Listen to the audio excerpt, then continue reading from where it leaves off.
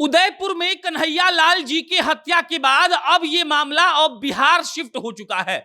बिहार इसीलिए शिफ्ट हो गया है क्योंकि भागलपुर के गोराडीह प्रखंड के मोहम्मद मुनव्वर हुसैन अशरफी को एनआईए ने पूछताछ के लिए बुलाया था और अब कन्हैया लाल जी के हत्याकांड का खुलासा हो सकता है कि बिहार से हो जाए। ऐसा हम इसीलिए कह रहे हैं क्योंकि जब एनआईए की टीम इस बात की जांच कर रही थी कि उदयपुर में जो टेलर कन्हैया जी थे उनको जिन लोगों ने साजिश के तहत मार दिया, उसमें से एक साजिशकर्ता ने मोहम्मद मुनव्वर हुसैन अशरफी को कॉल किया था और इसी कॉल के बेसिस पर अब एनआईए भागलपुर में आकर मोहम्मद मुनव्वर हुसैन अशरफी के घर जाएगी, पूछताछ करेगी और हो सकता है कि अशरफी को अरेस्ट भी कर लिया जाए। खबर यह है कि मंगलवार को अशरफी को बुलाया गया था, एनआईए पूछताछ के लिए उन्होंने बुलाया था और उसके बाद उनसे बहुत सारी जानकारी ली गई। खबर यह भी है कि उस दिन अशरफी को छोड़ दिया गया, लेकिन 14 जुलाई को जयपुर में पुलिस अधीक्षक एनआईए के सामने अशरफी को पेश होने के लिए कहा गया है। पेश होने के लिए इसीलिए कहा गया है क्योंकि पुलिस वाले और एनआईए की टीम इस बात की जांच पड़ताल एकदम सही तरीके से कर लेना चाहते हैं कि क्या भागलपुर से तार जुड़ पाएगा, क्या उदयपुर में कन्हैया लाल जी को जो मार दिया दरिंदों ने उनका कोई तार बिहार से भी जुड़ा हुआ है। अब अशरफी के बारे में आप जान लीजिए। अशरफी हैदराबाद में रहता है। हैदराबाद में रहकर वो आदमी धर्म की शिक्षा देता है। धर्म की शिक्षा ऑफलाइन भी देता है और ऑनलाइन भी देता है। और उसके बारे में अगर आप ज्यादा जानना चाहते हैं तो अशरफी तीन भाई वो लोग रहते हैं और 2 भाई हैदराबाद में हैं, 2 भाई बंबई में हैं और एक भाई भागलपुर के ही एक सरकारी विद्यालय में हाई स्कूल में टीचर है।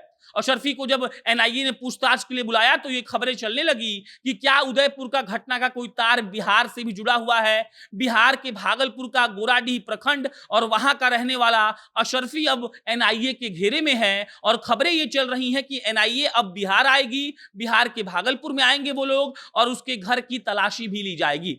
हैदराबाद में जहां अशरफी रहता है वहां पर उसके घर की तलाशी ली जा चुकी है। अशरफी से एक मर्तबा पूछताछ भी किया जा चुका है। भले ही उसको छोड़ दिया गया है लेकिन 14 जुलाई को जयपुर में उसको पेश होने के लिए कहा गया है और यह भी कहा गया है कि अगर इसमें कोई तार निकलता है तो हो ना हो बिहार के भी कुछ लोगों की संलिप्तता हो सकती है। देखिए, जब से वो 2 दरिंदे पकड़ाए थे उदयपुर घटना वाले, तब से पहले पाकिस्तान के कराची का मामला आया, फिर नेपाल का आया, अब बिहार का आ रहा है। मतलब देश और विदेश का पूरा इन्वॉल्वमेंट इस कन्हैया लाल जी के मामले में सामने आता दिख रहा है और बिहार के भागलपुर के गोराडीह प्रखंड का ये अशरफी अब एनआईए के रडार पर है और खबरें ये हैं कि भागलपुर में एनआईए की टीम आएगी, उनके घर वालों से पूछताछ करेगी। पूछताछ करने के बाद हो सकता है कि अगर उन्हें कुछ संदेह हो या कुछ संदेहास्पद लगता है तो अशरफी को अरेस्ट भी किया जा सकता है। बहरहाल 14 जुलाई को जब अशरफी पुलिस के सामने पेश होगा तब यह मालूम पड़ेगा कि इसका लोचा क्या है, इसमें कोई झोल भी है कि नहीं। क्योंकि देखिए, कॉल डिटेल्स के मुताबिक एनआईए को यह शक है कि अशरफी भी उस हत्याकांड में इन्वॉल्व है और जो कन्हैया लाल का आरोपी था, जिन लोगों ने साजिश रचा था, उन लोगों में से एक व्यक्ति ने अशरफी को फोन किया और अशरफी हैदराबाद में रहकर धर्म की शिक्षा भी देता है, ऑनलाइन भी और ऑफलाइन भी। पिछले 17 सालों से अशरफी हैदराबाद में ही है और अब जब एनआईए की टीम ने अशरफी से पूछताछ कर लिया तब ये लगातार सवाल उठ रहे हैं कि क्या उदयपुर में जो हुआ वहां पर बिहार के भी किसी आदमी का हाथ था और इसी का जांच पड़ताल होगा 14 जुलाई को।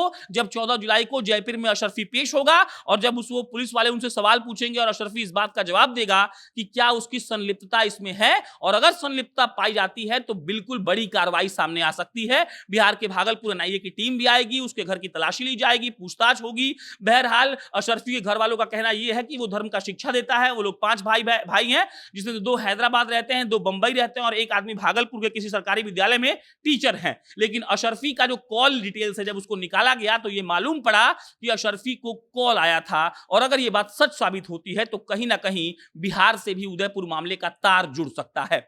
बाकी इस खबर पर कोई अपडेट आएगी तो आपको हम बताएंगे। मेरा नाम प्रशांत है, आप जनता जंक्शन देख रहे थे। बहुत बहुत धन्यवाद।